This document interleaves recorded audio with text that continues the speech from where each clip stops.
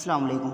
हजाज को 24 घंटे में पासपोर्ट की फराहमी के लिए सेंटर में खसूसी क्या इंतजाम किए गए हैं। पाकिस्तान की हुकूमत ने हज 2025 के लिए जाने वाले अफराद के लिए पासपोर्ट सेंटर के अंदर स्पेशल काउंटर कायम कर दिए हैं, जिनके ज़रिए 24 घंटों के अंदर नया या तजदीद शुदा पासपोर्ट जारी कर दिया जाएगा।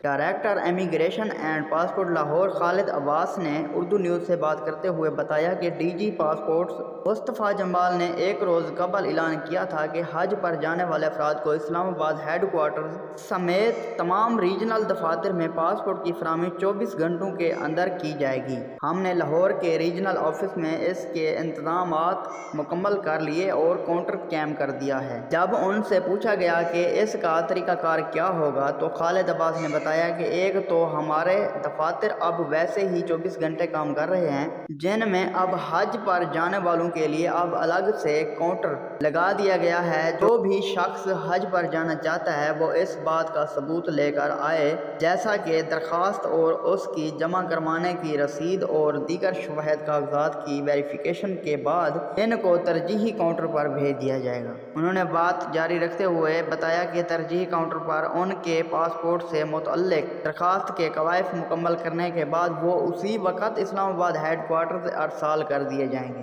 वहाँ भी उन्हें उसी वक़्त प्रिंट कर दिया जाएगा। ये सहूलत पासपोर्ट रीन्यू करवाने वालों को भी हासिल होगी।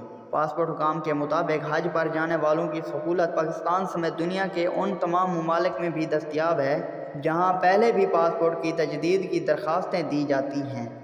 वहाँ भी ये काम ऐसे ही तरजीही बुनियादों पर किया जाएगा।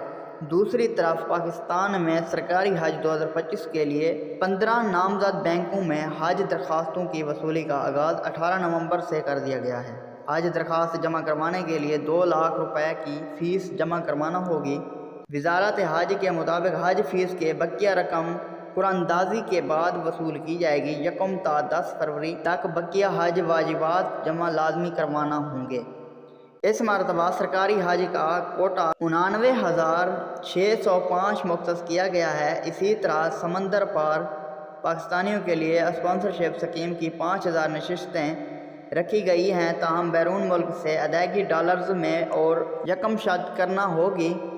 वज़ारत हज का कहना है कि मुल्क भर में बैंकों की सैकड़ों ब्रांचों की कारकर्दगी को बराह रास्त डिजिटल तरीके से मॉनिटर किया जाएगा।